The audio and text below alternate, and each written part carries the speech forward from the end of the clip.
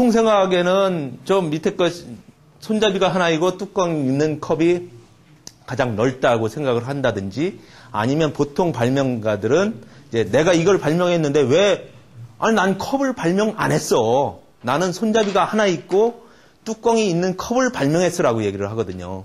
그러면은 이제 특허사무소에서는 당신은 컵도 발명했습니다라고 말씀을 이렇게 하면은 그걸 자기가 안 했다고 얘기를 해요. 그런데 요거를 알면은 컵까지 이렇게 권리 범위를 딱 넓혀주겠다는 거고 특허사무소에서는 이제 발명자는 나는 조그만 특허만을 갖겠다라고 자꾸 우기는 그러한 형상이 되는 거죠. 그렇기 때문에 이제 그 청구 범위가 자꾸 길어진다든지 단어가 늘어난다든지 이러면은 권리 범위가 좁은 거다. 따라서 이제 기술 거래를 하실 때도 청구항 1항이 뭐 한 두 줄만 이렇게 되어 있다. 그럼 상당히 기본적으로 좋은 특허입니다. 나쁜 특허일 가능성이 별로 없어요. 그런데 청구항 1항이 한 두 페이지 된다. 그러면은 이제 그 군더더기가 뒤에 엄청 많이 붙었다는 얘기죠. 그런 경우에는 좋은 특허일 가능성이 거의 없습니다. 따라서 이제 보통 가끔은 시간 없고 그러면은 이제 길이 가지고 이건 좋은 특허, 이건 나쁜 특허 이렇게 판별을 하기도 합니다. 그런데 이제 궁극적으로는 그 내용을 다 읽어보고 이렇게 판단을 하기는 해야 되는데 이제 그 간단하게 판단하는 방법은 이제 개념 저걸 가지고 판단을 하시면은 상당히 유익할 것 같아요. 그래서 지금 여기서 보시면은 이제 요거 같은 경우는 뭐 종이컵이니까 이제 저 범위하고는 조금 다른데요. 이쪽 그 손잡이가 없는 컵 쪽에 속하는 거죠. 요거 같은 경우도 손잡이가 하나인 컵 중에 하나죠. 그러니까 손잡이가 하나인 컵을 이제 청구 범위로 갖고 계시면은 이것까지도 내 특허에 속하는 그런 상황이 발생을 할 수가 있는 겁니다. 자, 좀 전에 특허 청구 범위가 넓고 좁고에 대해서 말씀을 드렸습니다. 그런데 이제 청구 범위가 넓다는 얘기는 우리가 기원전 1세기에 빗살무늬 톡이라는 걸 그것도 컵이잖아요. 그거를 이제 발명을 했을 때 컵이라고 딱 이렇게 해서 특허를 받게 되면은 상당히 원천적인 특허가 됩니다. 컵이라는 걸 누가 만들어도 다 내 특허에 걸리는 거죠. 그런데 이제 그 한참 지나가지고 손잡이가 있는 거를 발명을 했을 때는 이제 조금 좁은 그런 특허가 될 거고요. 제가 요거를 조금 원천 특허는 흔히들 많이 이제 사용하는 용어입니다. 그런데 나머지는 조금 제가 만들어 본 용어인데요. 길목 특허라는 거는 이제 권리 범위가 넓지는 않지만은 이제 기술의 발전 방향, 이제 어딘가에 이렇게 차지하고 있어서 누군가 안 쓰면 안 되는 그러한 특허를 길목 특허라고 명칭을 붙여봤습니다. 손잡이가 없는 컵 같은 경우는 사용하기가 상당히 불편하죠. 그러면은 손잡이가 하나 달린 컵을 개발을 했을 때 이제 어떻게 보면은 저 길목 특허에 해당될 수가 있죠. 사람들이 그것만을 이제 잘 사용을 할 거니까. 그런데 만약에 손잡이가 두 개인 컵을 개발을 했다. 그런 경우에는 이제 저 길목 특허하고는 조금 벗어난 이제 두 개를 양쪽에 잡아서 이제 활용하기는 좀 어렵지 않습니까? 그래서 보통 보면은 이제 여러분들이 접하는 특허들의 많으면 5%, 아니면 3% 이하만이 저 원천 특허나 길목 특허가 될 거예요. 대부분은 그런 것과 상관없는 조금 상당히 권리 범위가 좁은 그런 특허가 될 겁니다. 따라서 이제 기술 거래를 하실 때 어떤 거에 해당되느냐 그거를 알면은 이 값어치가 특허권자는 10억에 팔아달라고 합니다. 그런데 권리 범위를 보니까 아무리 봐도 좁을 수밖에 없는 그런 특허를 이제 아무도 안 사거든요. 그런 특허는 물론 이제 매수자가 좀 잘 몰라가지고 사는 경우가 있을 수도 있는데 저거를 알게 되면은 특허권자한테 이거는 권리 범위가 좁으니까 조금 가격을 낮춰라라고 주장을 할 수가 있죠. 그러면은 이제 매수자하고 금액이 맞으면은 처리가 될 수도 있고요. 그래서 이제 청구항이 넓으냐 좁으냐 그거를 이제 알아두실 필요가 약간 있습니다. 그 다음에, 우리가 보통 이제 국내 대학이나 이런 데서 다루는 것이 그 한국 내 출원된 것만 다루는데요. 그 미국이나 일본, 그런 데에 출원한 것도 이제, 나중에는 다뤄야 될 것 같아요. 그거를, 그 해외 특허라고도 하기도 하고, 국제 특허라고 하기도 하는데요. 그런 쪽을 좀 다룰 필요가 있고요. 국제 출원은 이제 그 1년 이내, 한국에 출원하고 나서 1년 이내에 이제 출원을 하면은 그 나라에 출원한 걸로 인정을, 한국에 출원한 날짜에 출원한 걸로 인정을 받습니다. 그래서 이제 1년간의 여유가 있고, 1년도 사실 짧기 때문에 PCT 국제 출원이라는 것을 이제 국제 조약으로서 만들어 놨습니다. 만들어 놔가지고 저거를 하게 되면은 미국, 일본, 중국에 하는 거를 30개월까지 연장을 할 수가 있습니다.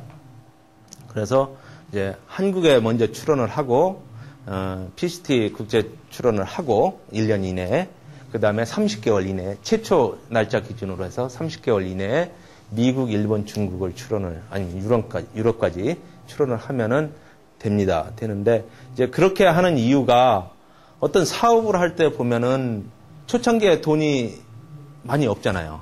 없다 보니까 이제 비용 지출을 이제 나중으로 이렇게 미룰 수 있는 그런 효과들이 있기 때문에 PCT 국제 출원을 이제 많이 권장을 합니다. 그리고 시간이 지나가 있어서는 뭐 돈이 없거나 아니면은 사업의 성공 확률이 별로 적을 것 같다. 그러면은 이제 그 각국에 들어가는 거는 별로 하지 않아도 되고요. 국제 출원은 보통 금액이 한국 출원은 한 150 정도가 들어가고요. PCT 국제 출원은 한 350 정도 들어갑니다. 그 다음에 각 나라에 출원하는 거는 한 700 내지 1200 잡아야 됩니다. 그러면은 그 금액상으로 볼 때 700 내지 1200을 지금 바로 지출해라 이런 거는 상당히 어렵잖아요. 그렇기 때문에 이제 저는 단계를 밟아서 하시면 상당히 좋을 수가 있고요. 요거는 좀 전에 이미 다 말씀을 드렸네요. 세계 각국에 진입하는 걸 30개월 이내에 하면 된다. 국제 출원을 해놓고.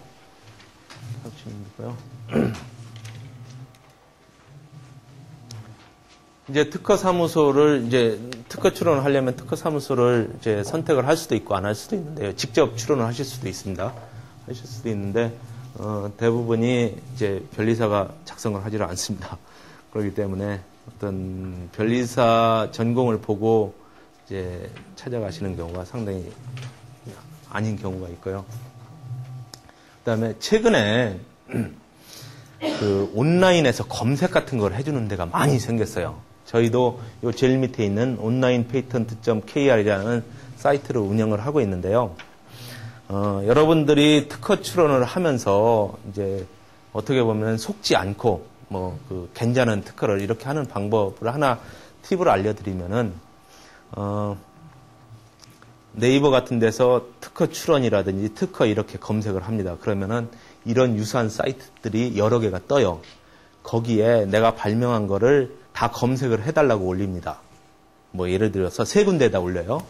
그러면은 3군데의 답이 다 다를 겁니다. 어디는 이거 좋은 발명을 하셨네요. 뭐 특허 가능하니까 바로 의뢰를 하시죠. 이런 반응이 오는 데가 있을 거고, 어떤 데는 뭐 그냥 중간 정도, 그리고 어떤 데는 이거 검색을 해보니까 과거에 이러이러한 게 있습니다. 따라서 특허가 되기가 어렵습니다. 이렇게 반응이 나오는 데가 있을 거예요. 그러면은 그 중에서 여러분들한테 가장 불리한 것, 즉 가장 불리하다는 것은 특허가 안 된다는 거잖아요. 특허가 안 된다는 거. 그쪽이 그쪽 말이 맞을 가능성이 가장 높습니다. 그쪽 말이. 그러니까 이제 그 온라인 사이트들 여러 개 있는 데에서 여러 군데에다 맡겨보고 그 중에서 나한테 가장 나쁜 말을 하는 이제 사무소를 선택한다든지 아니면 그 말을 이제 믿고 뭔가를 추진하시면은 이제 가장 좋을 것 같아요. 나머지는 좀 읽어보시고요. 그 다음에 많은 분들이 특허 등록받는 거하고 심해가 되는 거하고를 착각을 하고 계시는 경우가 있습니다. 특허가 등록받는 거는 과거의 어떤 기술보다 내게 진보하면 받을 수가 있습니다. 그런데 침해는 내가 물품이든지 뭐든지 서비스든지 만들어낼 때 침해라는 것이 발생을 할 수가 있고요. 즉 내가 특허 출원만 했을 때는 누구 걸 침해하고 할 이유가 전혀 없는 거죠. 특허 출원을 해놨다고 해서 침해가 되는 건 아니고 내가 물품을 만들어서 팔거나 이렇게 할 때 침해가 발생을 하는데 그거는 이제 누군가가 특허를 갖고 있는 어떤 하나의 특허, 그 하나의 특허의 권리 범위에 속하느냐 안 속하느냐만 보면 돼요. 그러니까 이제 특허를 내가 받을 수 있느냐 없느냐는 과거에 있는 여러 가지 기술들, 그것들을 조합해서 내게 만들어지느냐 아니냐 이거를 봐야 되지만은 침해 여부를 볼 때는 이제 여러 개 있는 것 중에 어떤 1대1로 비교를 한다는 거죠.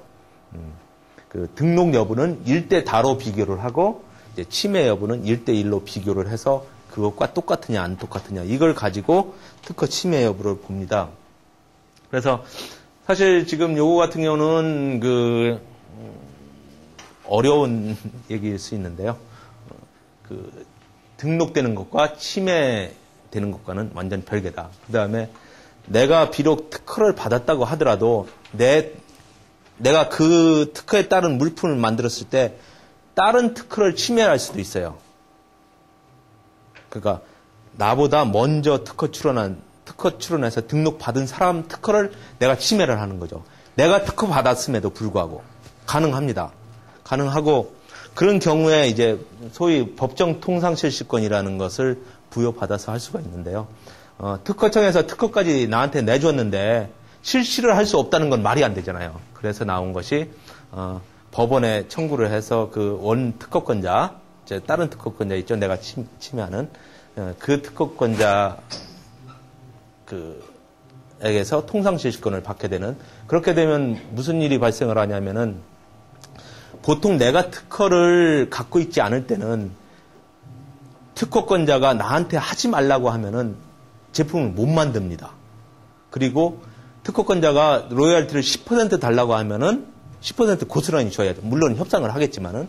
그런데 나도 특허를 가지고 있음으로써 법정 통상실시권을 이제 설정을 하게 되면은